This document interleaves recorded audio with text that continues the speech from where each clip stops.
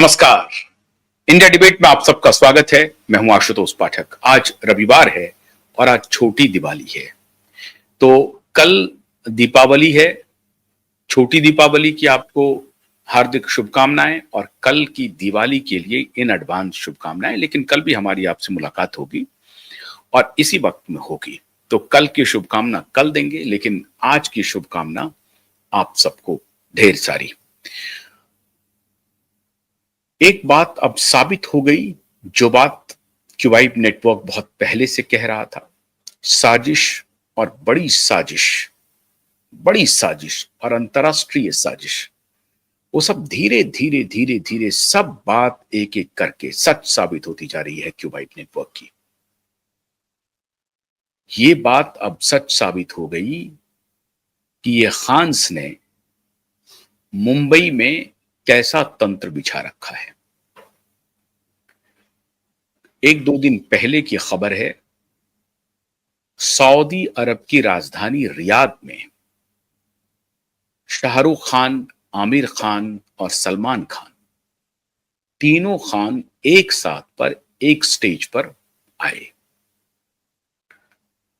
कार्यक्रम ऑर्गेनाइज किया गया था। कहा गया कि सऊदी अरब के प्रिंस के तरफ से ये ग्रीन सिग्नल था और हैप्पी मोमेंट, खुशनुमा माहौल बनाने के लिए सऊदी अरब के प्रिंस की भी अनुमति थी कि तीनों खान को बुलाया जाए।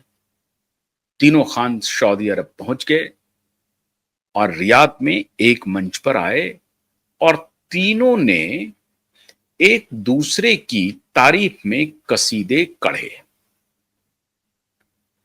दो खान ने कहा कि हम तो बॉलीवुड के फिल्मी दुनिया से ताल्लुक रखते हैं, लेकिन एक खान ने, जिनको कहा गया कि नहीं ये खान तो दिल्ली से हैं, इनका मुंबई से कोई रिश्ता नहीं है, तो उन्होंने तपाक से कहा कि बिल्कुल नहीं, मैं भी बॉलीवुड में ही फिल्मी परिवार से ही आता हूं और सलमान का जो परिवार है वो मेरा परिवार है।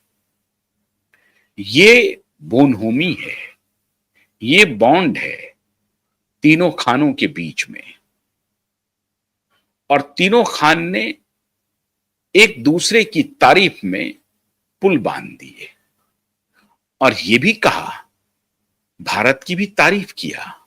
जो कुछ भी हैं वो भारत की वजह से हैं, भारत के दर्शकों की वजह से हैं, भारत के दर्शकों के प्यार की वजह से हैं। लेकिन आज मैं आपको सऊदी अरब कनेक्शन, खान्स, इनकी सारी अंदर की कहानी आपके सामने लेकर आया हूं। आप शायद कंफ्यूज कर रहे होंगे, सऊदी अरब और संयुक्त अरब अमीरात में दोनों अलग अलग देश है। सऊदी अरब एक बिल्कुल अलहदा, एक अपने तरह का राजशाही वाला देश है और संयुक्त अरब अमीरात 7 अमीरातों का एक संगठन है। संयुक्त अरब अमीरात से आप सऊदी अरब को इसकी तुलना नहीं कर सकते और दोनों के बीच में कंफ्यूज मत होइएगा। ये तीनों खान सऊदी अरब क्यों गए और सऊदी अरब से अपने आप को जोड़ करके दिखा रहे हैं। इनका रूट सऊदी अरब से है। बेशर्मी की इंतहा है। ये सभी कन्वर्टेड मुस्लिम हैं, भारत के हिंदू हैं, लेकिन इनकी बेशर्मी देखिए। ये कह रहे हैं कि हमारा रूट जो है वो सऊदी अरब में है। ये संयुक्त अरब अमीरात में नहीं गए हैं, सऊदी अरब गए हैं। क्या है सऊदी अरब?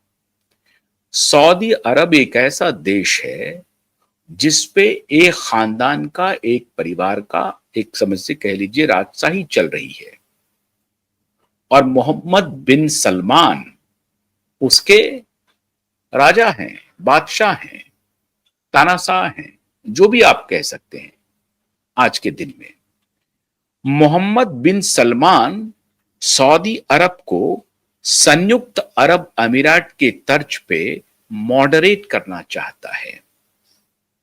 हो नहीं पा रहा है, लेकिन सऊदी अरब को इन तीनों खान ने क्यों चुना, आज मैं आपको जब बताऊंगा तो आपकी आंखें खुल जाएंगी।